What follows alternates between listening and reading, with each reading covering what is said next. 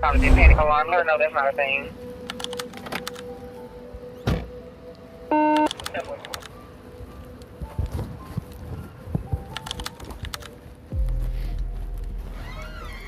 Well, you disappearing all that lying ass thing ass shit. You gonna get mad because I react. He don't live here. He don't pay no bills. His name not on the lease. He don't have no mail. There's nothing here that's his. Besides a trash bag full of clothes that he got from DeKalb County Jail. He can take that and he can go. And he can put my daughter in the house if she get colic. So when I shoot him, after I done called the cops and did everything I was supposed to do. Just make sure you can articulate what's going on. I can. I'm showing you. You better really be able to articulate that. I can. This is my household. I did that before I got my license. Okay. Okay. All right.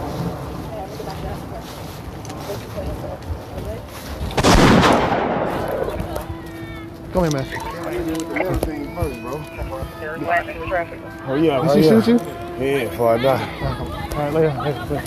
Sit down here. Where's it at?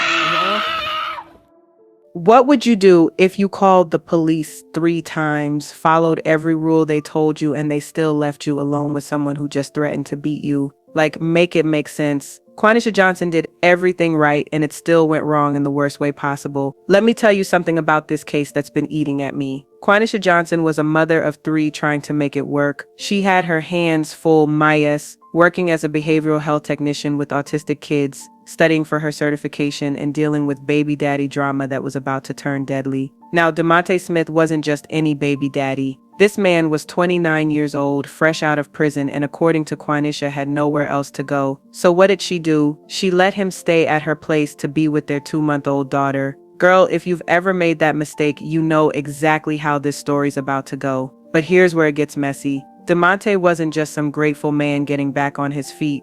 This dude had issues. Big issues. We're talking about a man with warrants for stalking and probation violations. A man who had already put his hands on Quanisha before. But did she kick him out? Nah. She kept him around because in her words, he had nowhere else to go and she wanted him to be with the baby. Moving on to November 26, 2022. It's a Saturday night and Quanisha gets a call from her girls. They're celebrating somebody's birthday and want her to come out. Now she's at home studying for her behavioral health technician certificate, but you know what? Sometimes a mama needs a break. So she gets dressed, tells Demonte where she's going, and leaves him with all 3 kids, including that 2-month-old baby. The plan was simple. Go out, have some fun, be back by 6 in the morning. 6 a.m. that was the agreement.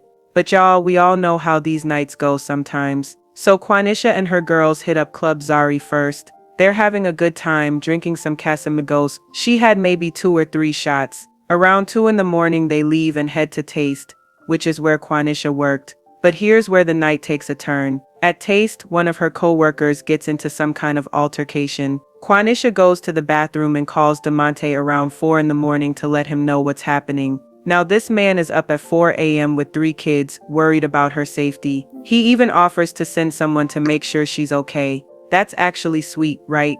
But hold on. After they leave Taste, the girls decide they're not done. They head to another after-hour spot called Future. Now it's getting close to 6, then 7 in the morning. Quanisha's phone dies while she's inside. When she finally comes out and charges her phone around 9-something in the morning, boy, was she in for it. 15 hours, 15 whole hours after she was supposed to be home, Quanisha finally turns her phone back on. And what does she see? A bunch of missed calls and some threatening text messages from Demonte. But here's the thing.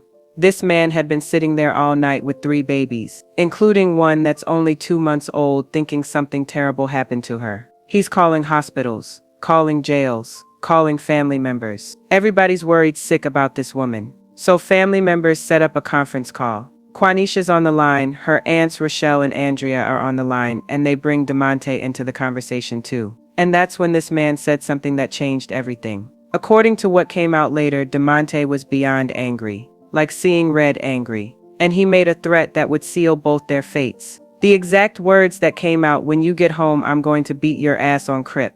Now, for those who don't know, when someone threatens to beat you on Crip, that's not just talking, that's a serious threat.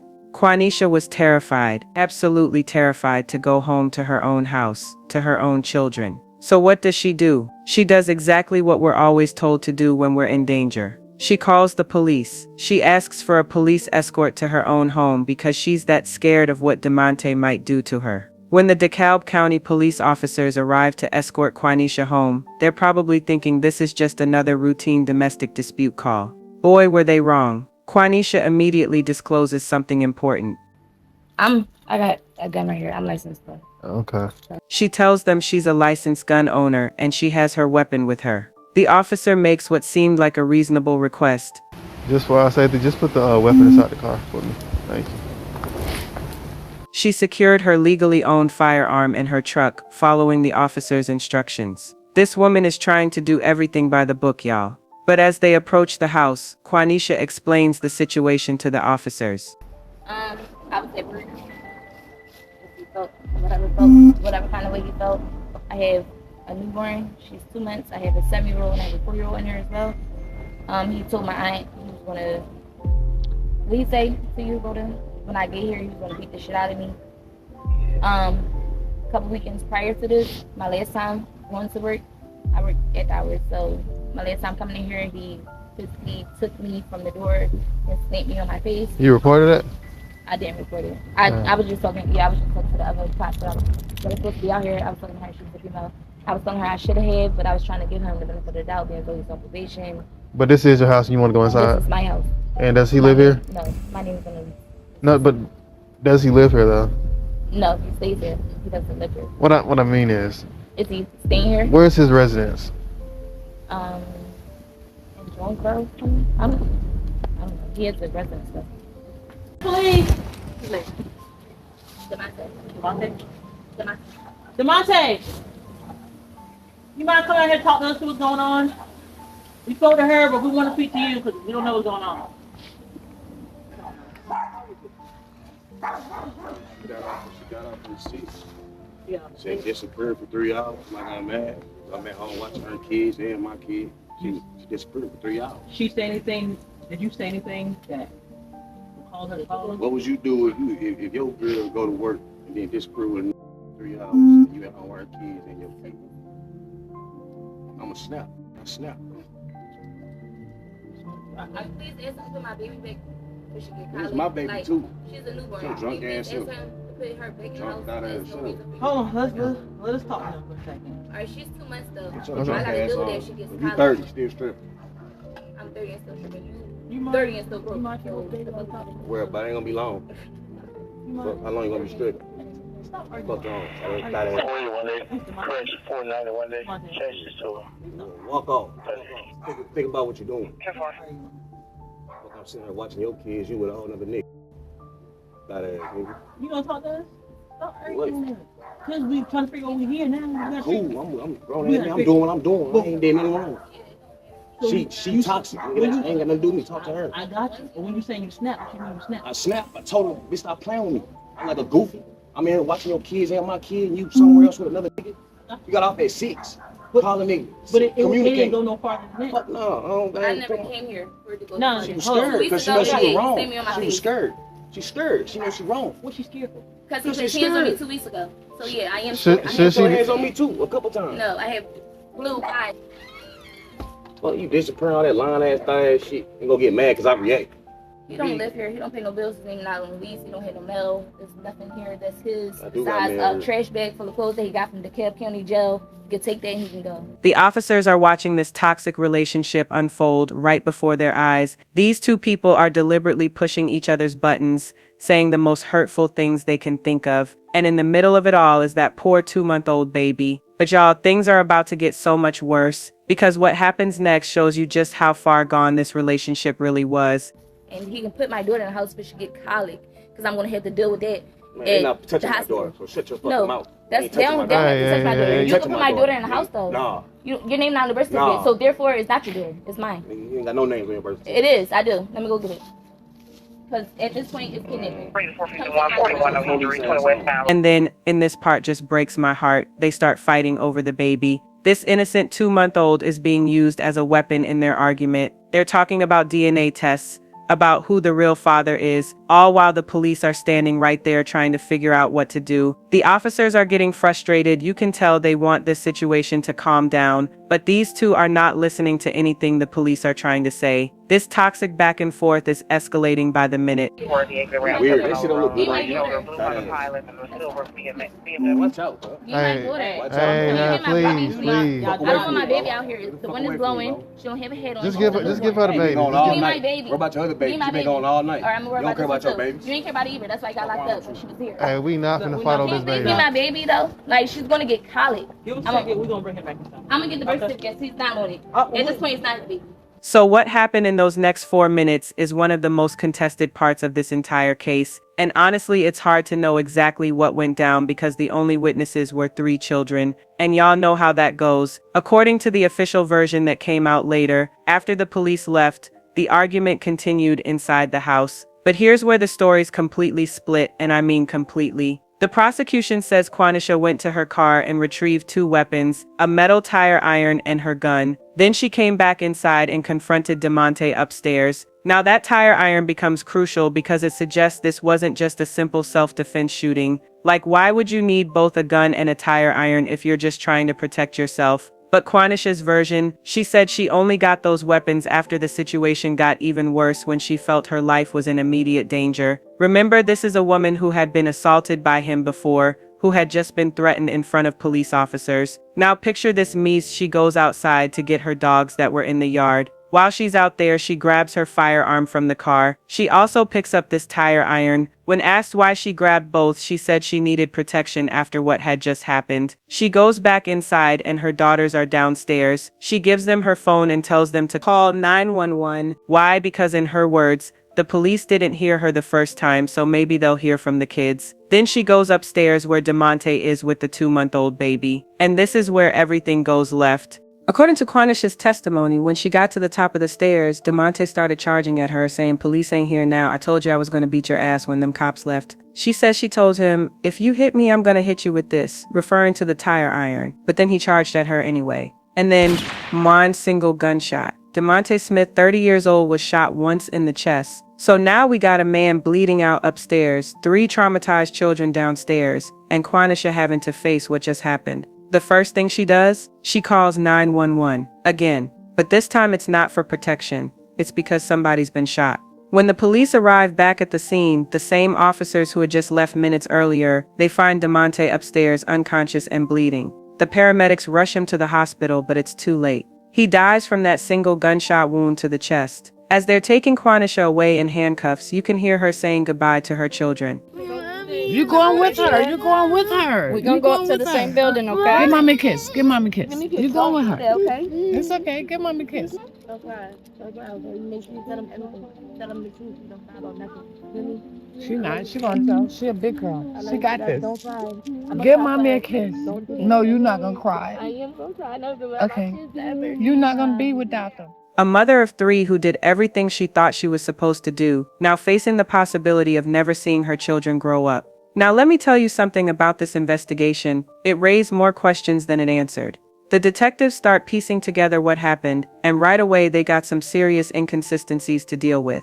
First off, there's the surveillance video from Quanisha's house. The camera in her bedroom had been turned around. Suspicious? Absolutely. But who turned it and when? Then there's the physical evidence. 1 gunshot wound, but also evidence of that tire iron being involved somehow. The question becomes, was this really self-defense or was this something more? But here's what really gets me, the children's statements. Quanisha's 7-year-old daughter gave an initial statement right after the shooting. She told forensic interviewers that she saw her mother hit Demonte with a pole before shooting him.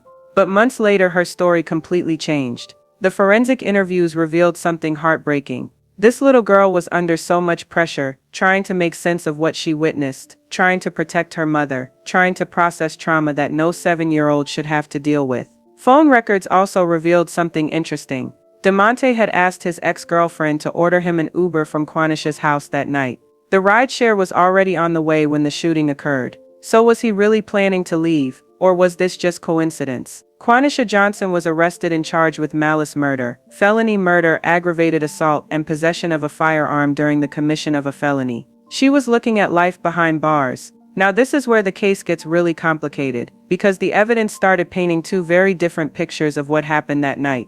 On one hand, you have a woman who called police 3 times, followed their instructions, warned them about threats, and still ended up in a situation where she felt she had to defend herself. On the other hand, you have evidence suggesting this might have been more than just self-defense.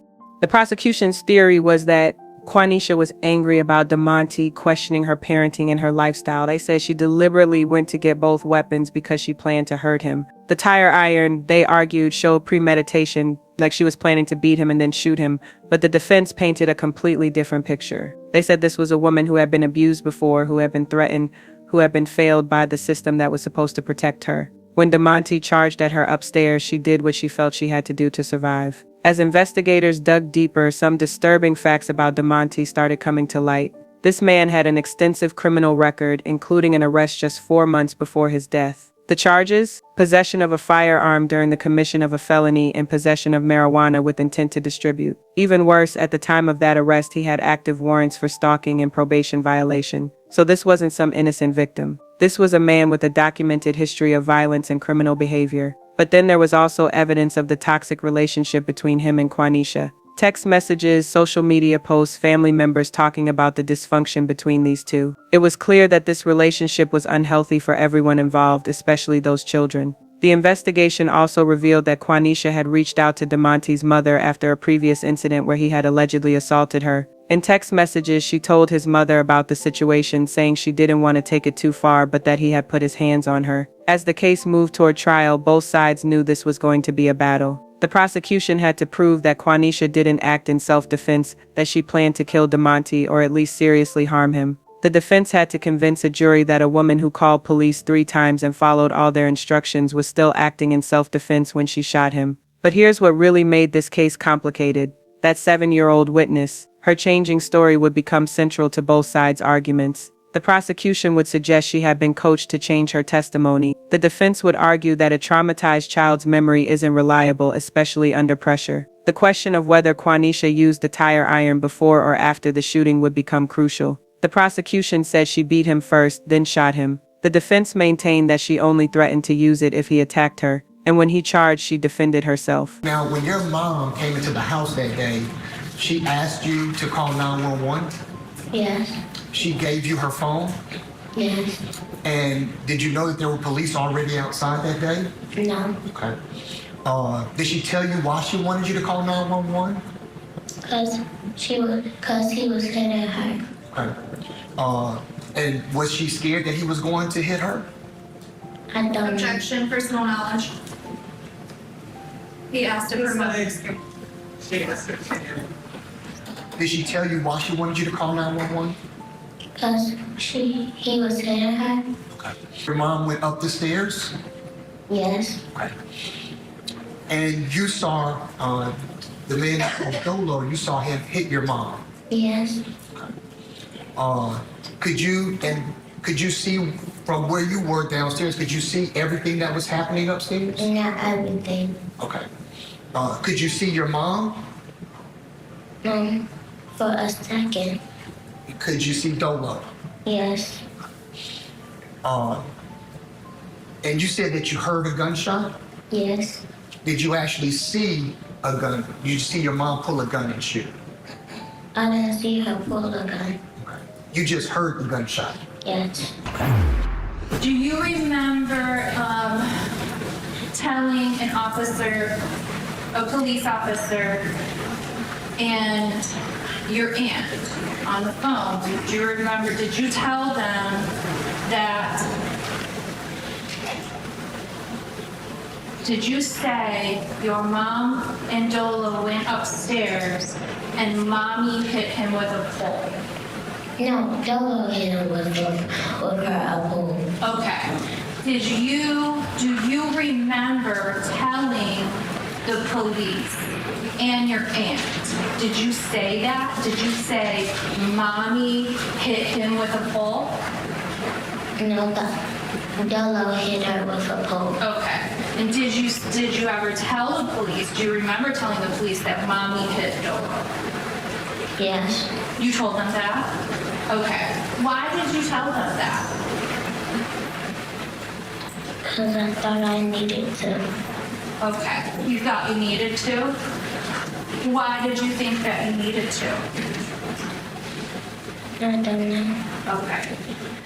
And in the middle of all this legal maneuvering, 3 children were left without their mother and dealing with trauma that would last a lifetime. A 2-month-old baby lost her father. 2 other children lost the man who had been caring for them. This case was about to expose some serious flaws in how our system handles domestic violence, because at the end of the day, a woman followed all the rules, asked for help multiple times, and still ended up facing murder charges when the system failed to protect her. But the question remained, did Quanisha Johnson do what any mother would do to protect herself and her children, or should she have found another way? The trial would attempt to answer these questions, but like so many cases involving domestic violence and self-defense, the answers wouldn't be simple. After 9 days of testimony, all that evidence and all those conflicting stories, the jury finally reached their decision. And let me tell you, it wasn't what anybody expected. They acquitted Quanisha of malice murder, which means they didn't believe she planned to kill Demonte, but they found her guilty of voluntary manslaughter and the remaining charges. So basically, the jury believes something happened between self-defense and cold-blooded murder. Now, voluntary manslaughter, that's when you kill someone in the heat of passion without planning it beforehand. The jury looked at all the evidence and said, yeah, she killed him, but we don't think she woke up that morning planning to do it. But here's where this case gets really interesting. Judge Shundayana Morris did something absolutely unprecedented. Instead of the prosecution's requested 25-year sentence, Judge Morris gave Quanisha a structured 20-year term. But get this, 5 years in state prison, followed by 5 years of home confinement, and then 10 years of probation. But the most shocking part, Judge Morris granted Quanisha an appeal bond. Y'all, this almost never happens in manslaughter cases. This meant Quanisha could stay under house arrest while appealing her conviction instead of going straight to prison. When Judge Morris made this decision, she specifically cited that Quanisha had called the alarm company, called local law enforcement not once, not twice, but 3 times before the fatal confrontation. The judge recognized that this woman had tried to do everything right.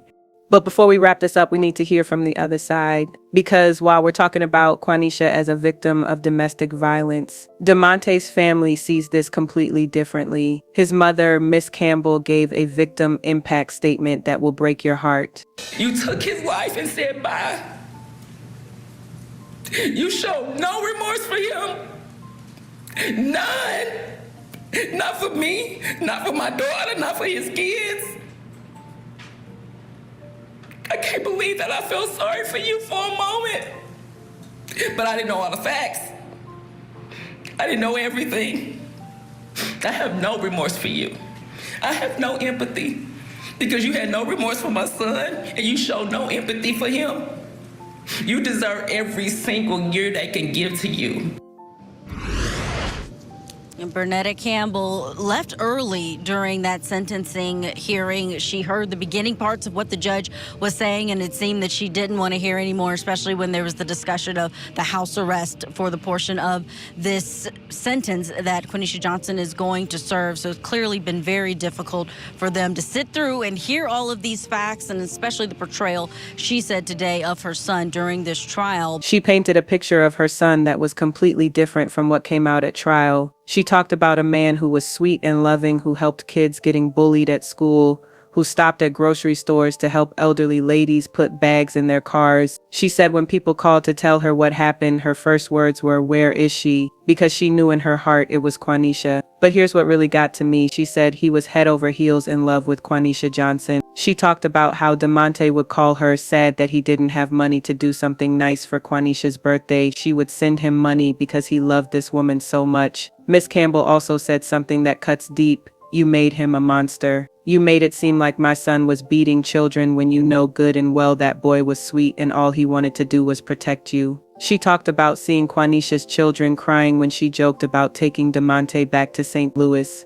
How they begged her not to take Dolo away from them. These kids loved him and he loved them back. Here's what makes this case so complicated. Both things can be true. Demonte could have been a loving father figure to those children and still been abusive to their mother. He could have been sweet to his own family while being a threat to Quanisha. That's how toxic relationships work sometimes. Miss Campbell said something that really stuck with me. a darkness dwelled inside of you. She was talking about Quanisha, but honestly, it sounds like there was darkness in that whole situation. When you got two people bringing out the worst in each other, when you got children caught in the middle, when you got a system that fails to protect anyone, that's where tragedies happen. But Miss Campbell also said something that shows just how complicated domestic violence cases are. She said she had been abused herself, hit and kicked and punched, but she never thought about picking up a gun. And I get that, but every situation is different. Every person's breaking point is different. So here we are, and honestly, I'm still torn about this case. Did Quanisha do what any mother would do to protect herself and her children? The evidence suggests she tried everything else first. She called police 3 times. She disarmed herself when asked. She warned them about the threats. She did everything we tell domestic violence victims to do, but the system still failed her. Think about this. If those officers hadn't left that scene, if they had taken her warnings seriously, if they had arrested Demonte for the threats he made right in front of them, if they hadn't asked her to put away the one thing that could protect her, would we even be talking about this case? This case challenges everything we think we know about self-defense and domestic violence. Because Quanisha followed all the rules and still ended up facing murder charges when the system that was supposed to protect her walked away. But let's keep it real about something else. This case also shows us how toxic relationships can destroy everyone involved. Demonte wasn't just some random abuser. He was a man who, according to his family, genuinely loved Quanisha and her children. But love without respect, love with control, love mixed with violence, that's not really love at all. And Quanisha wasn't just a victim either. The evidence showed she could be cruel with her words, taunting him about being broke, about not being the baby's real father. When you're hurting someone emotionally while they're hurting you physically, that's a recipe for disaster. Those children witnessed things no child should ever see. They lost their sense of safety, their stability, their normal, and now they have to grow up with this trauma. So what can we learn from this tragedy? First, when someone calls for help 3 times, maybe we should listen. When domestic violence victims follow protocol and still end up in danger, that's on all of us to do better. Second, toxic relationships don't just hurt the people in them. They hurt everyone around them, especially children. If you're in a situation where you're bringing out the worst in each other, where there's violence or threats of violence, where children are witnessing dysfunction, get help before it's too late. Third, our justice system needs to do better with domestic violence cases. We can't keep asking victims to follow rules that don't actually protect them, then blame them when those rules fail. Look, I don't know if Quanisha Johnson is a hero or a villain. Maybe she's both. Maybe she's just a woman who found herself in an impossible situation and made a split-second decision that changed everything. What I do know is this: a man is dead, 3 children are traumatized, and a woman is living with the consequences of a night that spiraled completely out of control. And somewhere in all of this, our system failed everyone involved. Demonte's mother was right about one thing: her son didn't deserve to die. But Quanisha was right about something too: she didn't deserve to be threatened and abused. The tragedy is that both of these things can be true at the same time. This case exposes some serious flaws in how we handle domestic violence calls. It shows us that following the rules doesn't always protect you. It reminds us that toxic relationships can turn deadly in a matter of minutes. But most importantly, it challenges all of us to recognize the warning signs and do something before it's too late. Whether that's offering support to someone you know is in a bad situation, or demanding better from the systems that are supposed to protect victims, or just being honest about the fact that domestic violence is complicated and messy and doesn't always have clear heroes and villains. One thing's for sure: Quanisha Johnson's story isn't over. She's appealing her conviction, fighting for her freedom, trying to get back to her children. And regardless of what you think about what happened that night, those kids need their mother. At the end of the day, this case reminds us that domestic violence doesn't just affect the people in the relationship. It affects families, children, communities. And when the system fails to protect victims, we all pay the price. So the next time someone reaches out for help, the next time you see warning signs, the next time you have the power to make a difference, remember Quanisha Johnson and Demonte Smith. Remember those 3 children. And ask yourself, what are you willing to do to make sure this doesn't happen again? Because honestly, after going through all these details, I keep asking myself the same question Quanisha's judge probably asked: what would I have done in her situation? And I hope none of us ever have to find out. That's the story of Quanisha Johnson, a case that shows us just how complicated domestic violence can be, and how tragic it becomes when everyone involved loses. Stay safe out there, y'all. And remember, if you or someone you know needs help, don't wait for the system to fail you. Get out, get help, get safe. Because some situations don't give you a second chance to get it right. And where do you currently reside? In Atlanta, Georgia. And where did you reside before that? 796 Edenberry Lane in Atlanta, Georgia. And tell me, Ms. Johnson, what do you do for a living? I work with autistic kids. I'm a behavioral health technician. And what did you do before that? I was working at 8 hours for hookah, doing hookah. Okay. How long have you lived at your current address? Since March of this year. 796 Edenberry address, how long did you live there? A year. Do you remember when you moved into that home? December 1st of 2021. And was that a rental property or a house you owned? It was a rental property. And were you the primary person on the lease? I was. You were the one who signed the lease? I am. And were you the one who paid the rent every month at that property? Yes, I was. Were all the utilities and everything in your name? Yes, they was. Ms. Johnson, you know why you're here today? I do.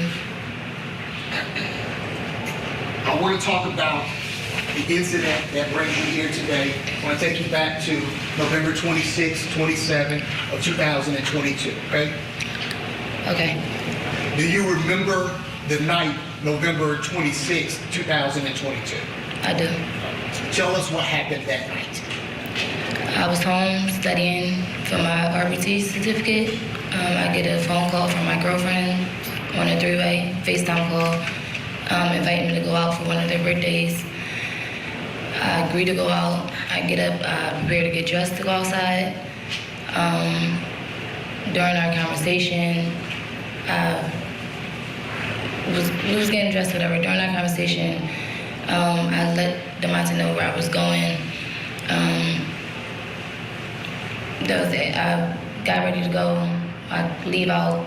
We go to one club. Well, let's go back. Okay. Tell us approximately what time it is at night. 11, like 10 or 11. About 11 o'clock at night on November 26th. Correct. Okay. And Demonte's at the house with you? He was. And what about your kids? They were there as well. And where were they at that point? My two daughters were asleep in their room, and my newborn was with Demonte. Okay. Was the newborn asleep at that point? She was. Was she asleep in the crib? She was. And so you get the call 11 o'clock at night, you get dressed, you let Demonte know where you're going. What happens after that? I leave to go out. We go to one club. What was the name of the club? Zari. Okay. We're there, just partying. We leave that club around 2, go to the after hour, which is the after hour that I was working at. And what's the name of the place you were working? It's called Taste. Okay. We get there, we're there for about an hour. My girlfriends and another coworker gets into an altercation. I go to the bathroom, I communicate the altercation with Demonte. We stay for a little bit longer. They get into the altercation reoccurred. They now about to fight. We leave the after hours. Let's go back. About what time is this when you communicate with Demonte about the altercation? Now this is about 4. Okay. And when you say communicate, was it a text message or a phone call? I called him. I went to the bathroom and called him. And was he up at 4 a.m.? He was. Okay. And you actually talked to him? I did. And then what happens after that? He advised me that he was going to send someone to make sure I was okay. I let him know I was okay. It wasn't me that was in a fight with my girlfriends, and that we were leaving. And that I was sharing my location with him. And what did you do next? I shared my location with him. We left. Me and my girlfriends met up at the local gas station because my car needed gas to figure out where we were going to go next because I didn't want to go home. Now, tell us, what was your relationship to Demonte at this time? He was my baby father. Okay. Was he living with you at this time? He was staying there. He had him living there. Tell me what you mean by staying. So when I say staying, so want me to get back to when I had my daughter, because that's how it leads up to him staying there. So he was incarcerated. He got incarcerated in August. I got a phone call back in August of his incarceration. I helped him get out or whatever. And when he gets out late September, he expressed he had nowhere to go. The house that he was staying to prior to getting incarcerated, he couldn't stay there no more because his friend's mom was tripping, is what he said. I had the baby. I did allow him to come, you know, to be with the baby and stay there since he had nowhere to go. Okay. And while you're out that particular night, did you have anything to drink? I did. What did you drink? Casamigos. How much? Probably like 2 or 3 shots. And was it at the first place or the second place? That was at the first place. And did you have anything to drink at the second location? I didn't. So after you let him know the altercation at the second location, tell him you'll drop the location, where do you go next? What happens next? We go to an hour called Future. Now, is that the spot you worked at? No, I worked at Taste. The Future is a different hour. And about what time is it now? You know, it's about 6, maybe roughly 7. So this is an after hours spot. Okay. And do you have your phone on you? I do. Tell us what happens next. Upon arriving to Taste, I leave. I have 2 phones. I left one phone in the car because it has the audio malfunction. I can't hear out of it. I take my personal phone inside the club with me. I get there.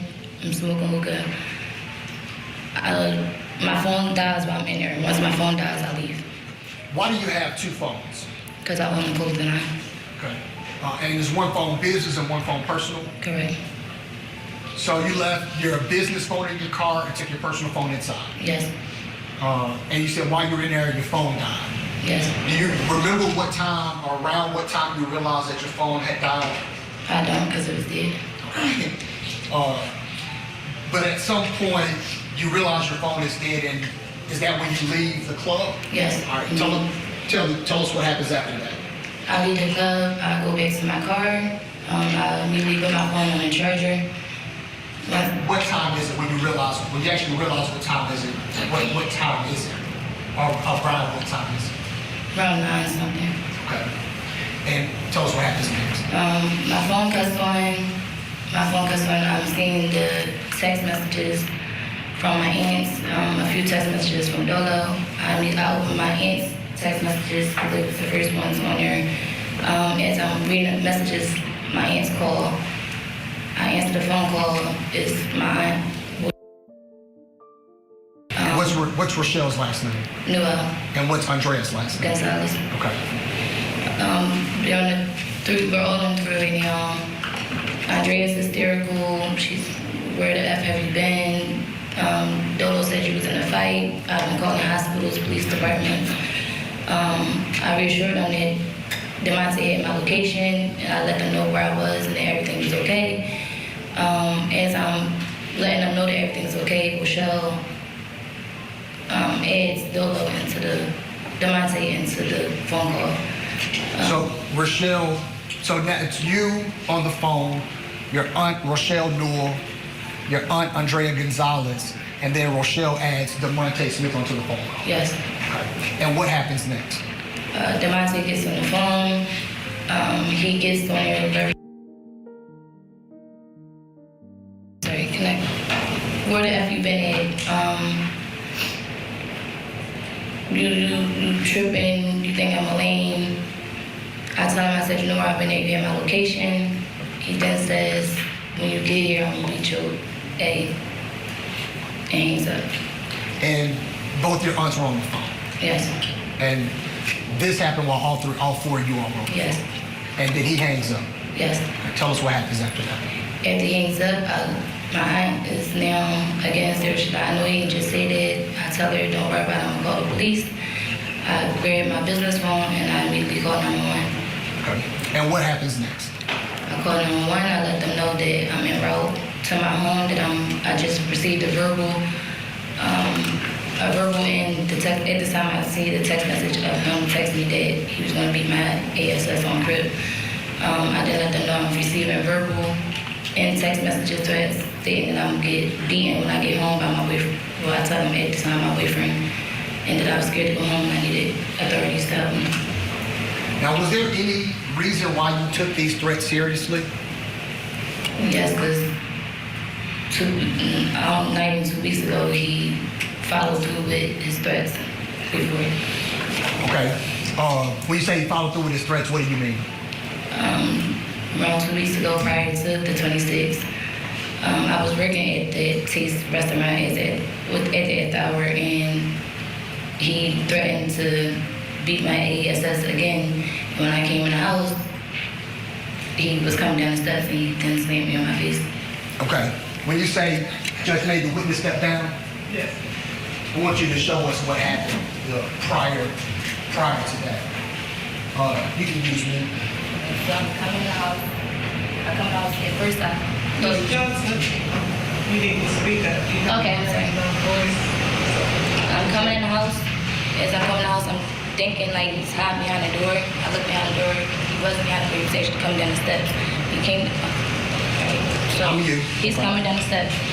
When I walked in the door, he went like this, hand me on my face, and he still has my coat. And he's like this, like this, he's like saying stuff to me. I start to cry. Once I start crying, he then gets off and I tell him he has to go. Yeah, you can go back up.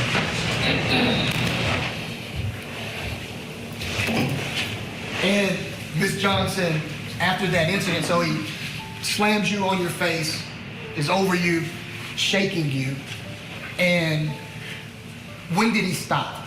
When I began to cry. And did you call police? I did. What did you do next? I asked him to leave. I went upstairs and I contacted his mom, or tried to contact his mom.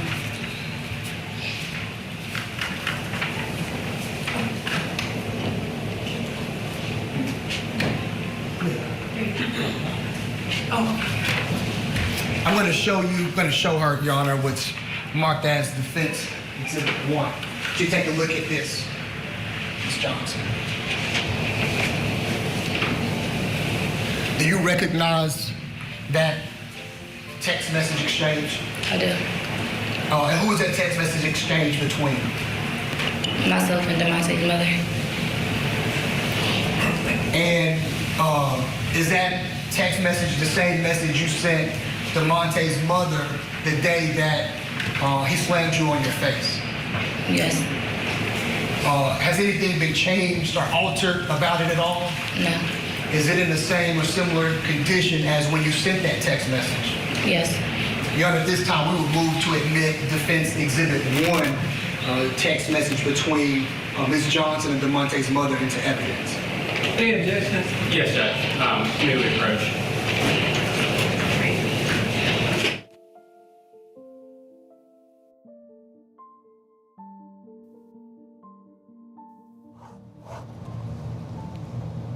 Still with me, Ted Spalding. What they're doing right now as you're watching along with us is trying to get an exhibit in, marking that so you're not missing any of her testimony. But Ted, really smart move by the defense. The defense attorney, when we could hear her and not see her, here's what we know from the field producer notes there in the courtroom, and that is she got out of the witness stand, she went before the jury box, and she demonstrated with her attorney what she says happened when Michael Sterling, that's her attorney, when the victim in the case slammed her and she threw him to the ground, demonstrating that. I think that's brilliant. Yeah, I think it is, especially getting right up close to the jury. You want the jury to feel as if they're in that moment.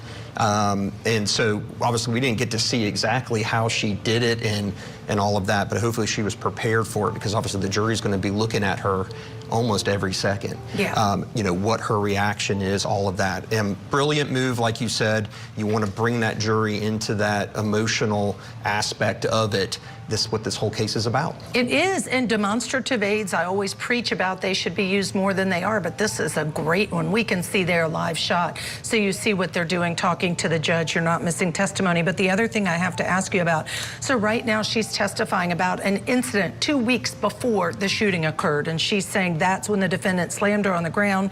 She called the police. She then sent a text to Demonte's mother. That's what they're discussing right now. We'll see if that's allowed in or not. But again, I think the defense is trying to say this is her mindset. She was afraid of him. She was in reasonable fear because of the way he had abused her or treated her in the past. That's right.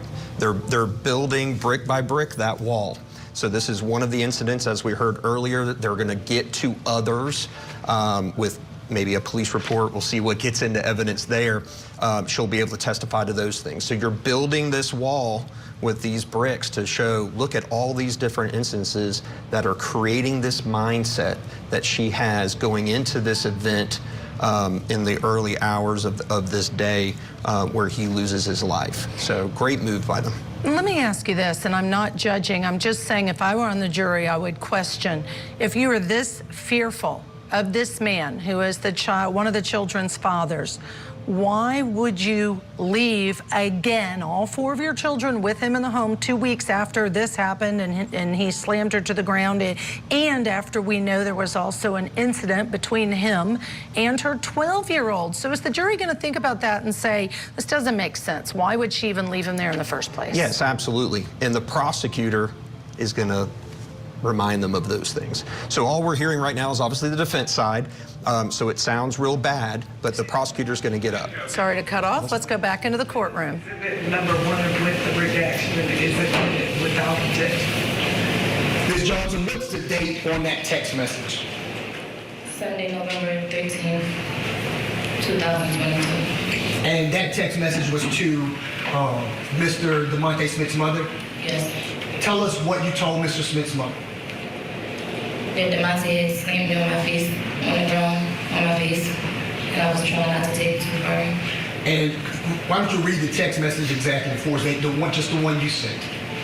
Demonte just slammed me to the ground on my face. I'm trying not to take this too far annoying situation. Can you please call and have him take a walk and give me some space right now, please? And this was right after the incident you just showed us? Immediately after. And when you text his mom, I know his situation, what did you mean? Him just getting released from jail. Okay. And when you said I didn't want to take it too far, what did you mean? Calling 30s, getting him rearrested.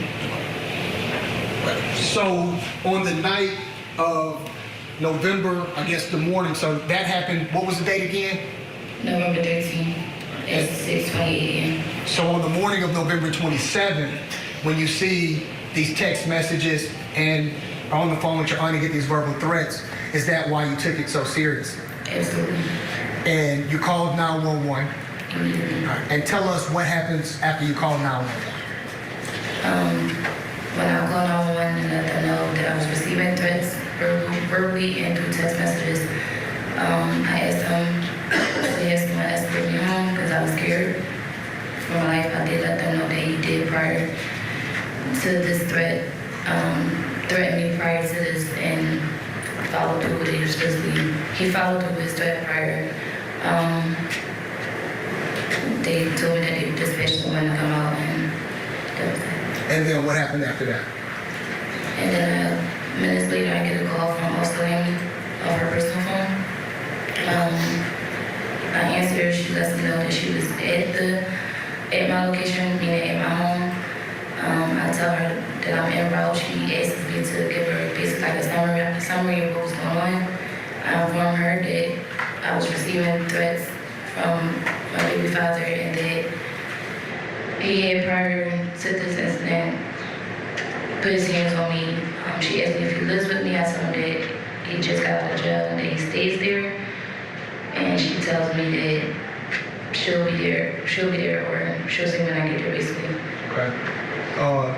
And about how far were you from your house when you talked to, so you talked to 911 and then you talked to Officer Laney directly. And then about how far were you from your house when you talked to Officer Laney? Probably about 15 minutes too. Okay. And then tell us what happens And where are you still on the phone with your aunts at this time? Were both of them on the phone, Rochelle and Andrea? And then tell us what happens after that.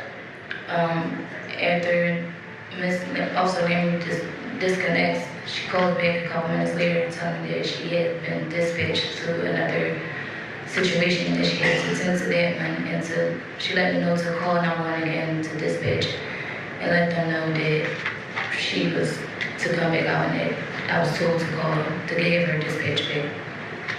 And so she tells you she's been dispatched again. When you get close, just call again. Yes. And what did you do? When I got closer, I called again. Did you call her personal phone directly? Or? I called 911. Okay. And what happened? I called 911, let them know that I was closer. I let them know that I was in the area and that I didn't go to the house. And that I was told by an officer that had already came out to call 911 again to have her dispatch and that she would be fairly close and that to wait for her to come back. And what did you do? I waited. And where were you waiting at? Outside of a crosswalk with my cul-de-sac. And tell us what happens after that. I waited a little longer and then I called again. And when I called again, I let them know that I had been waiting. At this time, I didn't know how long I was waiting. I had dozed off for a second. So when I called back, I let them know, or I say that I've been waiting for about an hour. The dispatcher